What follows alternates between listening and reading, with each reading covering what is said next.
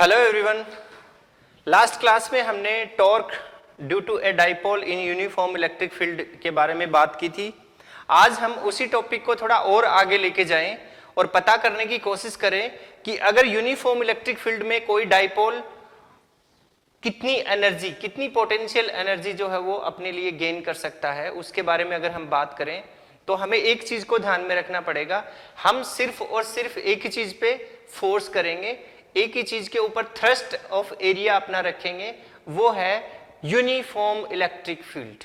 मतलब non uniform की हम बात ही नहीं कर रहे हैं, हम सिर्फ बात कर रहे हैं यूनिफॉर्म इलेक्ट्रिक फील्ड की। ठीक है, तो उसी के अकॉर्डिंग हम यहाँ पे कुछ सॉल्यूशन फाइंड आउट कर रहे हैं।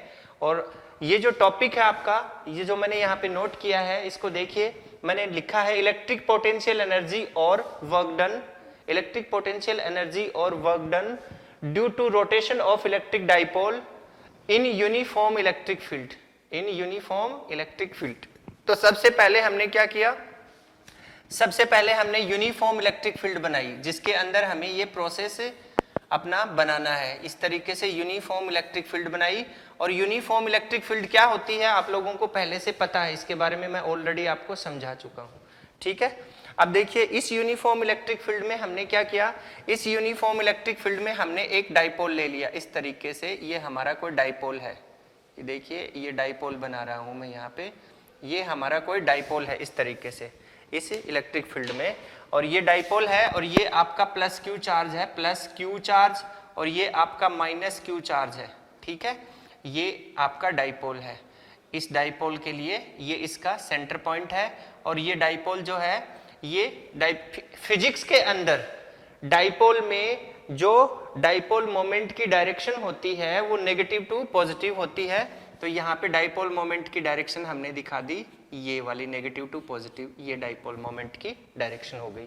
अब जो फोर्स यहाँ पे काम करने वाला है, वो फोर्स जो है पॉजिटिव चार्ज का जो फोर्स है वो टुवार्ड्स द इलेक्ट्रिक फील्ड होता है। ये आपकी इलेक्ट्रिक फील्ड है QE, ये आपका फोर्स है।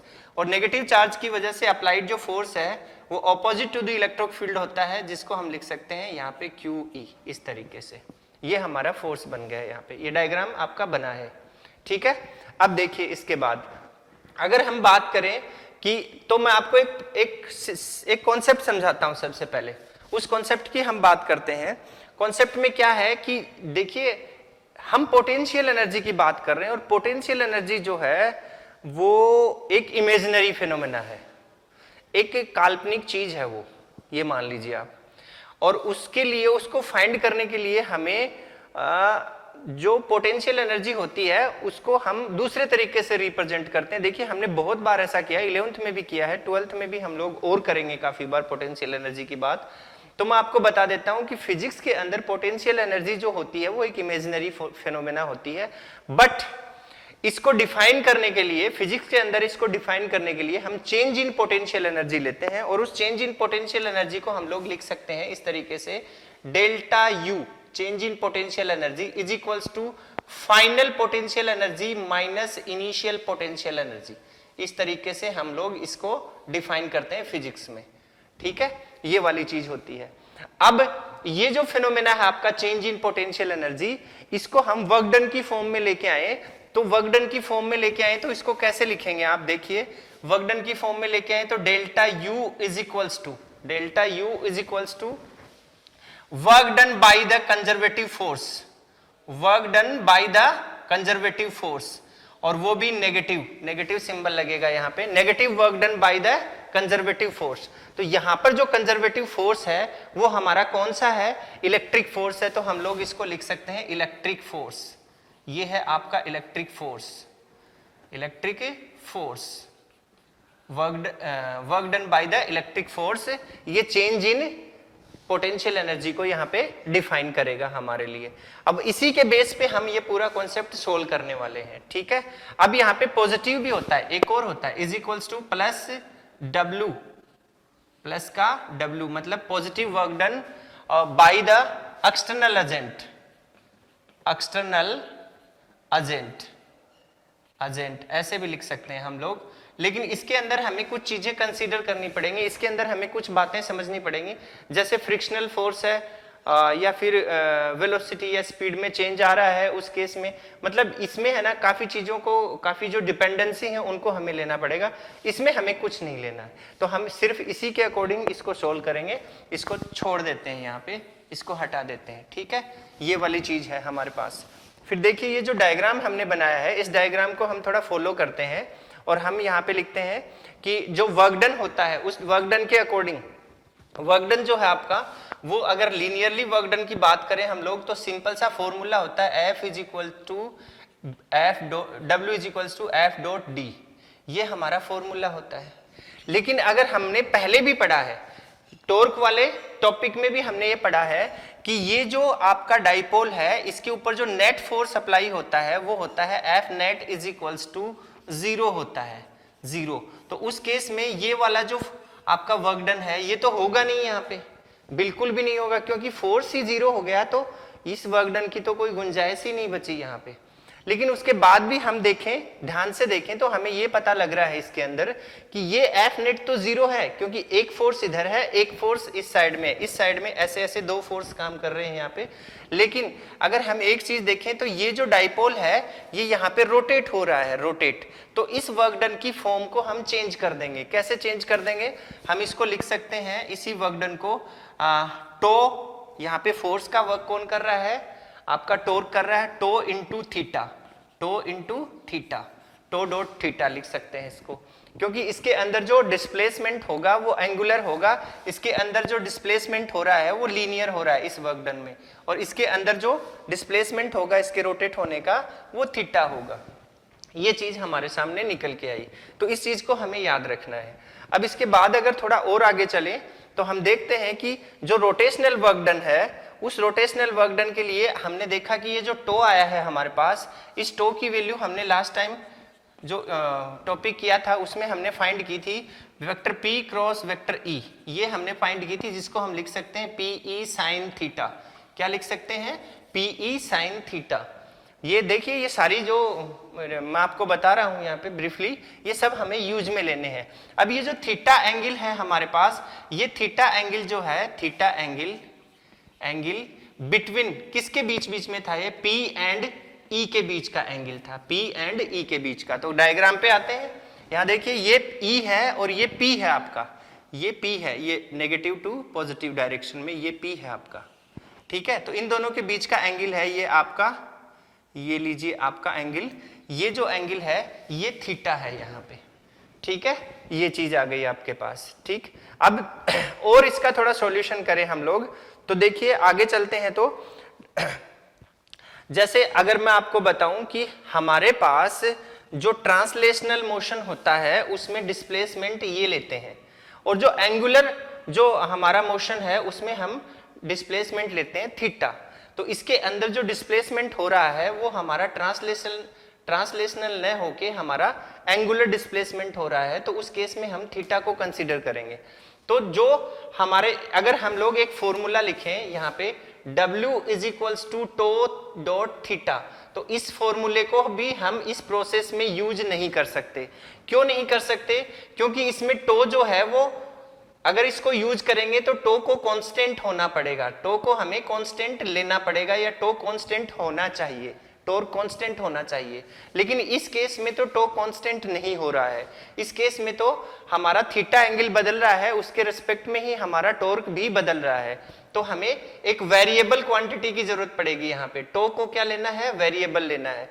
तो अगर आपने देखा होगा कि हमने 11th क्लास में भी इसके बारे में स्टडी की है कि W को हम जब वेरिएबल फोर्स के लिए लेते हैं तो हम लोग लिखते हैं x1 to x2 F dot dx। क्या लिखते हैं? x1 to x2 F dot dx। x1 से x2 तक उसका लीनियर डिस्प्लेसमेंट हुआ इस तरीके से। तो अगर यहाँ पे थीटा का डिस्प्लेसमेंट हो रहा है और उसको हमने दिखा दिया, यहाँ पे देखिए W इज इक्वल्स टू, यहाँ से हमने दिखा दिया टो डी थीटा, और इसका डिस्प्लेसमेंट दिखा दिया थीटा 1 से थीटा 2। इस तरीके से अगर हम इसको दिखाएं तो ये बन के आता है हमारे पास। तो ये वाला जो सिस्टम है इसको हम यूज में लेंगे यहाँ पे। तो ये चीज मैं आपको बता रहा था। अब देखिए आपके जो रोटेशन की जो डायरेक्शन है उसको देखिए, रोटेशन की जो डायरेक्शन है ये इधर फोर्स लगा रहा है, ये इधर फोर्स लगा रहा है, तो रोटेशन की जो डायरेक्शन है वो क्लॉकवाइज है। यहाँ पे देखिए आप, क्लॉकवाइज है। लेकिन अगर मैं यहाँ पे इसी डाइपोल को थोड़ा डिस्प्लेस कर दूं, ये θ1 एंगल पे है सपोज कीजिए, और फिर मैंने इसको डिस्प्लेस किया एंगुलर डिस्प्लेसमेंट से, और ये यहाँ पे ले आया, ऐसे ले आया इसको, ये आपका -q, ये आपका +q, और ये जो बना एंगल है यहाँ पे कंप्लीट एंगल, ये θ2 मान लिया मैंने। मतलब ये पहले यहाँ था और फिर ऐसे डिस्प्लेस हो गया यहाँ से, ऐसे इस तरीके से। ठीक है, इस तरीके से हम इसको डिस्प्लेस कर रहे हैं, θ1 से θ2 की पोजीशन पे हम इसको डिस्प्लेस कर रहे हैं। तो इसके अकॉर्डिंग हमें सॉल्यूशन फाइंड आउट करना है। और रोटेट हो रहा है तो इसका एंगल जो है, रोटेट हो रहा है ना ये इस तरीके से, तो इसका एंगल जो है वो θ1 से θ2 पे वेरी कर रहा है हमारे पास।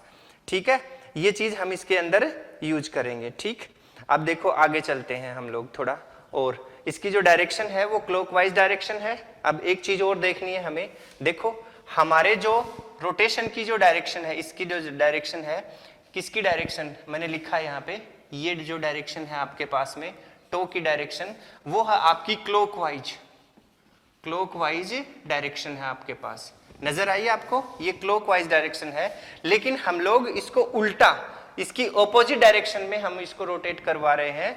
आपके डाइपोल मोमेंट की डायरेक्शन जो है वो, टॉर्क की डायरेक्शन वो क्लॉकवाइज है, और इसका जो रोटेशन है वो हम उल्टा करवा रहे हैं ऐसे, तो दोनों की डायरेक्शन एक दूसरे के ऑपोजिट हो गई, और ऑपोजिट होने से हम इसके बीच का जो एंगल है वो 180 डिग्री लेंगे। आगे चल के उसके बारे में मैं आपको बताऊंगा। तो ये है हमारा इसके अंदर प्रोसेस। अब इसका डेरिवेशन हम लोग फाइंड करते हैं, कैसे करना है वो देखिए आप लोग। देखिए यहां से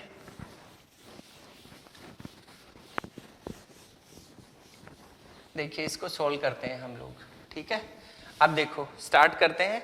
अब जो वर्क डन है हमारा by the electric force, electric force मतलब कंजर्वेटिव फोर्स, उसको हमने लिखा है यहाँ पे W is equals to electric force, electric force is equals to, कैसे लिखेंगे मैंने बताया आपको, हमें वेरिएबल लेना है क्योंकि वो चेंज कर रहा है अपनी पोजीशन को, θ1 से θ2 के ऊपर चेंज कर रहा है। तो हम इसको कैसे डिनोट करेंगे, हमने इसको डिनोट किया यहाँ से θ1 to θ2 tau dot d theta, ऐसे लिख दिया इसको। ठीक है, अब देखिए ये जो इक्वेशन निकल के आई आपके पास, इस इक्वेशन में हम देखते हैं कि अभी अभी मैंने बताया कि इन दोनों की जो डायरेक्शन है वो एक दूसरे के ऑपोजिट डायरेक्शन में है। कैसे हैं, एक दूसरे के ऑपोजिट डायरेक्शन में है दोनों।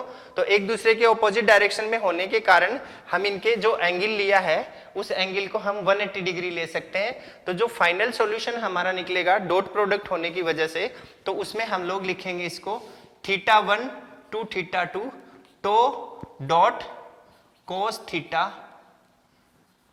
To dot cos theta d theta, ऐसे लिख देंगे। चलो ऐसे लिख देते हैं, डी थीटा कोस थीटा, और थीटा की वैल्यू कितनी लेनी है आपको, 180 डिग्री। क्यों लेनी है, क्योंकि इसकी डायरेक्शन ऐसे है और हम इसको उल्टा रोटेट कर रहे हैं, तो 180 डिग्री में आ गया ये। अब हमने यहाँ पे वैल्यू डाली तो आपके पास में आ जाएगा θ1 टू θ2, और यहाँ से वैल्यू डाली टो, और ये कोस 180 डिग्री की वैल्यू होती है -1, तो हमने डी थीटा और यहाँ पे लिख दिया -1। इस तरीके से इसको मल्टीप्लाई किया तो माइनस का सिंबल आ जाएगा हमारे पास, और उस माइनस के सिंबल को हम लोग यूज में ले लेंगे। कैसे ले लेंगे, देखिए यहाँ से हमने लिखा since tau is equals to होता है PE साइन थीटा, ये हम पहले से जानते हैं, मैंने अभी बताया था आपको। इस वैल्यू को हम यहाँ पे सब्सटीट्यूट करेंगे तो क्या बनेगा आपके पास में θ1 टू θ2, और यहाँ से PE साइन थीटा और डी थीटा, और -1 का माइनस सिंबल हमने बाहर ले लिया। ये इक्वेशन आई हमारे पास। अब इसका इंटीग्रेशन कर देंगे हम लोग। ये देखिए P और E दोनों कांस्टेंट हैं, क्योंकि डाइपोल मोमेंट और इलेक्ट्रिक फील्ड दोनों यहाँ पे कांस्टेंट है, हमने सिमिलर बना रखे हैं, इसलिए हमने PE को बाहर ले लिया, -PE, अंदर आया θ1 टू θ2 साइन थीटा और डी थीटा, और साइन थीटा का जो इंटीग्रेशन है वो होता है माइनस कोस थीटा। क्या होता है, माइनस कोस थीटा। तो उसको हम यहाँ पे सोल्व कर रहे हैं। हमने लिखा यहाँ पे इज इक्वल्स टू -PE, और यहाँ से आ गया माइनस का कोस थीटा, और लिमिट लगा दी हमने θ1 टू θ2 इस तरीके से। ठीक है। अब देखिए माइनस माइनस प्लस हो गया है तो पीई लिख दिया और यहां से लिमिट लगाई, upper limit minus lower limit कोस थीटा 2 माइनस कोस थीटा 1, ये हमारे पास में सॉल्यूशन निकल के आया। इसको हम दिखा सकते हैं W is equals to this one, ये एक इक्वेशन आ गई हमारे पास। ठीक है जी, ये एक इक्वेशन आई है जो हमने फाइंड की है और वो वर्क डन आया है हमारे पास में bye the electric force. Electric force क्या है यहाँ पे? कंजर्वेटिव फोर्स है, जिसके थ्रू हमारे पास में ये इक्वेशन निकल के आई है। अब इस इक्वेशन के लिए हमने आगे थोड़ा सा और सॉल्यूशन करना है, अभी ये फिनिश नहीं हुआ है। देखिए थोड़ी देर पहले मैंने आपको बताया था कि पोटेंशियल एनर्जी जो है वो चेंज इन पोटेंशियल एनर्जी से ही हम डिफाइन करते हैं, और वो कैसे होती है? Final potential energy minus initial potential energy. मैंने एक स्टेटमेंट लिखा था, उसी स्टेटमेंट को मैं दोबारा से यहां पे लिख रहा हूं। According to definition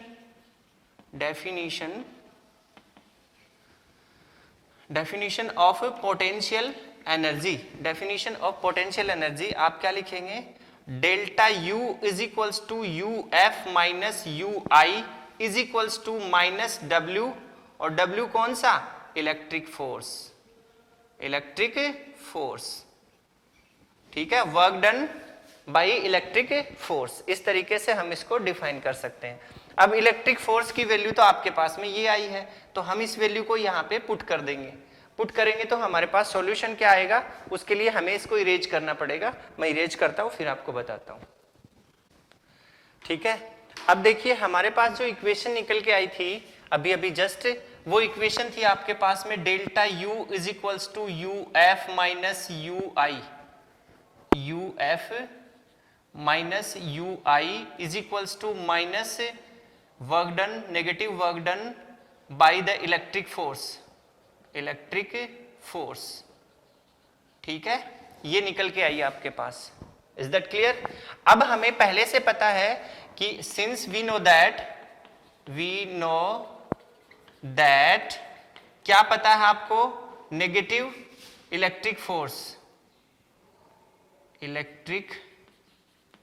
force is equals to, आपके पास में इक्वेशन आई थी PE cos theta 2 minus cos theta 1, ये आई थी।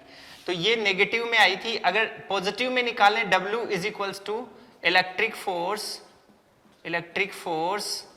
इज इक्वल्स टू, तो ये नेगेटिव सिंबल इधर चला गया PE, और यहां से आ गया आपका कोस थीटा 2 माइनस कोस थीटा 1, ये बन गया आपका। अब इसी चीज को हम इसके रेस्पेक्ट में लिखें तो आपके पास में बन जाएगा delta U is equals to final position कहां पे थी? थीटा 2 पे, इनिशियल पोजीशन थीटा 1 पे, इज इक्वल्स टू, ये इक्वेशन बनी हमारे पास। ठीक है, लेकिन अब देखिए हम कभी भी अगर पोटेंशियल एनर्जी को फाइंड करते हैं तो कोई भी दो टर्म आती है हमारी चेंज ऑफ पोटेंशियल एनर्जी में, उस एक टर्म को हमें जीरो लेना पड़ता है, उसको एक टर्म को हमें खत्म करना पड़ता है। लास्ट जो भी हमारे टॉपिक हैं उनमें हमने इस टर्म को इन्फिनिटी पे जीरो लिया था, लेकिन अब की बार हम इसको इन्फिनिटी पे जीरो नहीं लेंगे। उसके लिए हम एक नया केस बनाएंगे। वो केस देखिए कैसे हम डेवलप करते हैं। यहाँ पे मैं आपको बताता हूँ कैसे करते हैं। जैसे मैंने आपको बोला यहाँ पे देखिए हमने अज्यूम किया, अज्यूम कर लेते हैं हम लोग, अज्यूम्पशन किया हमने, assumption let theta 1 is equals to 90 degree. Theta 1 कितना ले लिया आपने? 90 डिग्री। तो क्या होगा? And u 90 degree is equals to हमने मान लिया 0, ये हमने मान लिया है। ठीक है, ऐसा हमने अज्यूम किया। फिजिक्स में हम ऐसा कर सकते हैं और ये पॉसिबल भी होता है। ठीक है, हमने ये अज्यूम कर लिया। अब इसी के अकॉर्डिंग हम अगर यहाँ पे वैल्यू फाइंड आउट करें इसमें पुट करके, तो हम देखते हैं यहाँ पे देखिए u theta 2 minus u 90 degree is equals to w as it is रहेगा, w electric force is equals to, ये यहां पे आ गया माइनस PE, और यहां से देखिए cos theta 2 as it is minus cos theta 1 की वैल्यू 90 डिग्री डाल दी यहां पे। इसको सोल्व किया तो u theta two minus u 90 degree कितना है 0, तो माइनस 0 लगाने की जरूरत नहीं है, इज इक्वल्स टू यहां से हम लोग लिख सकते हैं माइनस का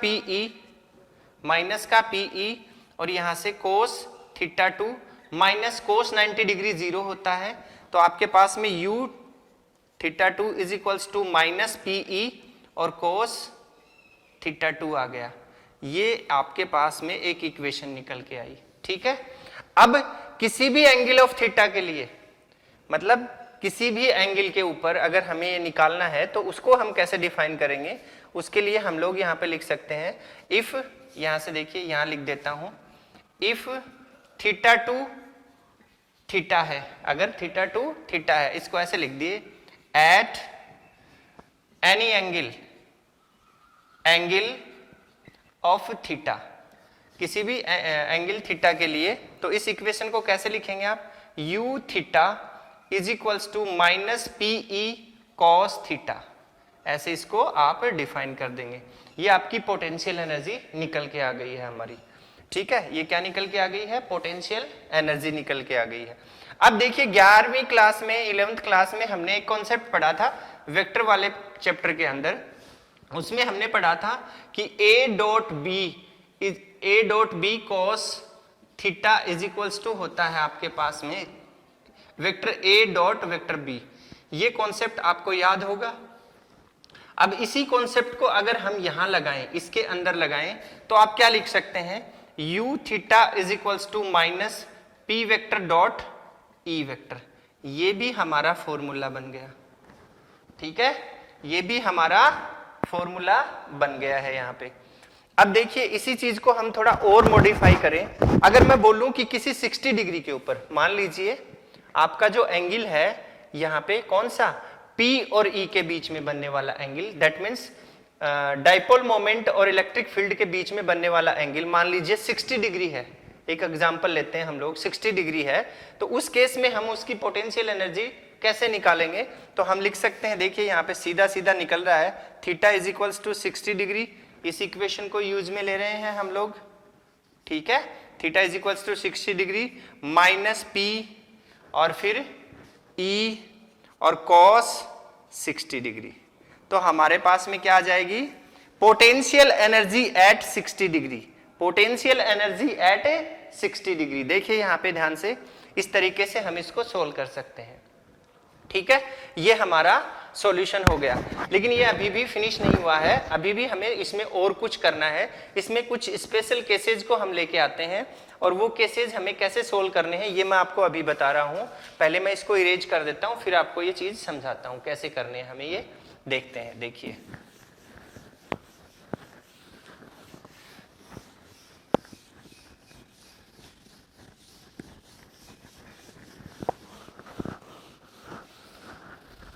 ये देखिए यहाँ पे हम इसको सॉल्व करेंगे। ठीक है, अब सबसे पहला केस हमने लिया, केस फर्स्ट हमने लिया, केस फर्स्ट, और इसमें हमने लिखा if theta is equals to 90 degree. क्या ले लिया हमने, थीटा की वैल्यू 90 डिग्री ले ली। तो उस केस में हमारा जो डायग्राम है, उस डायग्राम को हम देखें तो हमारा जो डाइपोल है वो कैसा होगा, वो बताता हूं मैं आपको कैसा होगा। हमारा जो डाइपोल है वो बिल्कुल ऐसा होगा, बिल्कुल इस तरीके से होगा हमारा डाइपोल। ये हमारा डाइपोल है। इस डाइपोल को अगर हम देखें तो ये हमारा प्लस क्यू चार्ज है यहाँ पे, ये हमारा माइनस क्यू चार्ज है, ये फोर्स इधर लग रहा है क्यू ई, ये फोर्स इधर लग रहा है क्यू ई। ठीक है, और ये नेगेटिव टू पॉजिटिव डायरेक्शन हो गई पी की, और ये ई की डायरेक्शन, और दोनों के बीच में बनने वाला एंगल 90 डिग्री ये बनाया हमने। ठीक है, इस तरीके से। अब देखिए ध्यान से और समझने की कोशिश करना। इसमें मैं आपको कुछ कॉन्सेप्ट बता रहा हूं, वो कॉन्सेप्ट क्या है। सबसे पहले मैंने आपको बार बार ये बताया है कि डाइपोल जब यूनिफॉर्म इलेक्ट्रिक फील्ड में होता है तो हमेशा हमें एक बात याद रखनी है कि उसका जो नेट फोर्स है वो 0 होगा। तो हम लोग क्या लिखेंगे यहाँ पे, F net is equals to 0। एक चीज ये निकल के आई हमारे पास इस केस में, F net is equals to 0। अब देखिए टॉ नेट निकाले, तो हमने लिखा यहाँ पे torque, net torque is equals to, क्या फॉर्मूला होता है, Pe sin थीटा। क्या फॉर्मूला होता है, Pe sin theta if theta is equals to 90 degree तो क्या हो जाएगा, देन आप लिख सकते हैं tau net is equals to PE sine 90 degree, और आपके पास में बन जाएगा tau net is equals to PE, जिसको हम मैक्सिमम वैल्यू भी बोल सकते हैं। किसकी मैक्सिमम वैल्यू बोल सकते हैं हम लोग, टॉर्क की मैक्सिमम वैल्यू यहां पे होगी इस पोजीशन में। ये दूसरा कंक्लूजन है।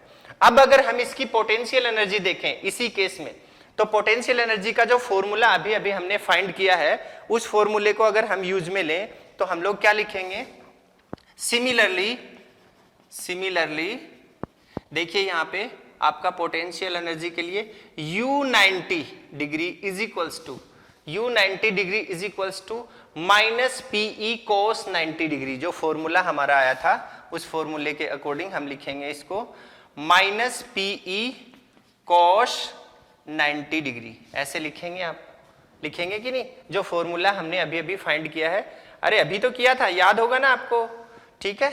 अब देखिए सिंस cos 90 डिग्री जो है वो होता है आपका जीरो, कितना होता है, जीरो, तो जीरो से मल्टीप्लाई होगी सारी टर्म जो है वो क्या होगी, जीरो, तो U90 degree is equals to zero, जो कि हमने अज्यूम भी किया था थोड़ी देर पहले, अज्यूमशन में हमने लिया था इस चीज को, ये 90 डिग्री बराबर जीरो आ रहा था। इतना समझ में आया आपको। तो इस केस में देखिए आप 1, 2 और 3 टर्म हम लेते हैं, नेट फोर्स, नेट टॉर्क और पोटेंशियल एनर्जी, तीनों की वैल्यू हमें मिल गई है इस केस में, ठीक है।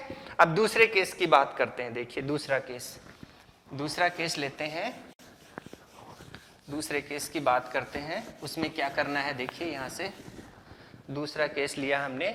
अब की बार मैंने बनाया theta is equals to 0 degree.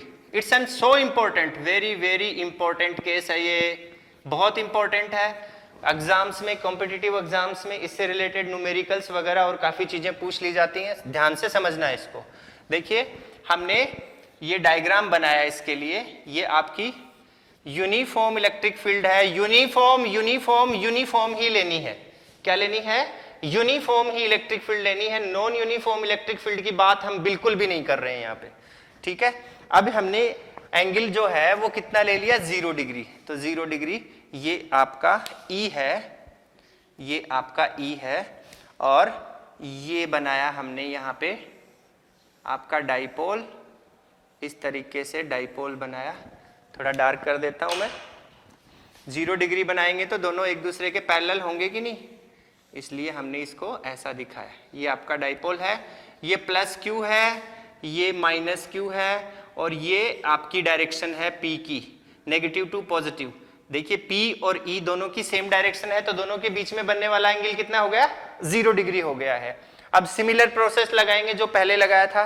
F net कितना होगा, F net is equals to 0, हमेशा 0 होगा, ऑलवेज 0 ही होगा।